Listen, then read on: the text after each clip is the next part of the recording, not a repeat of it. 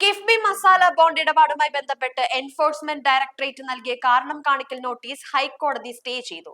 മുഖ്യമന്ത്രി പിണറായി വിജയൻ, മുൻ പ്രധാനമന്ത്രി Thomas Isaac, KIIFB CEO KM Abraham എന്നിവർക്ക് ഇതോടെ ആശ്വാസമായി. 3 മാസത്തേക്കാണ് സ്റ്റേ അനുവദിച്ചിരിക്കുന്നത്.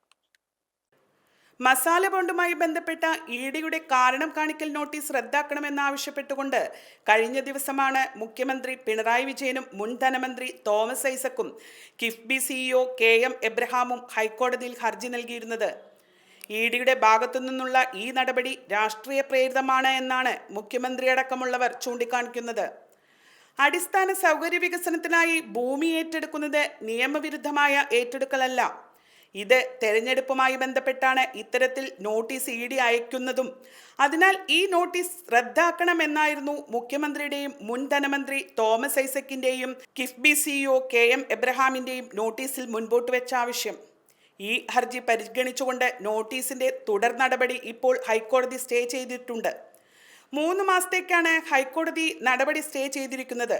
അതിനാൽ മുഖ്യമന്ത്രി പിണറായി വിജയൻ, മുൻ ധനമന്ത്രി തോമസ് ഐസക്, കിഫ്ബി സിഇഒ KM എബ്രഹാം എന്നിവർക്ക് ആശ്വാസകരമായ വാർത്തയാണ് കോടതിയുടെ ഭാഗത്തു നിന്നും ഉണ്ടായിരിക്കുന്നത്.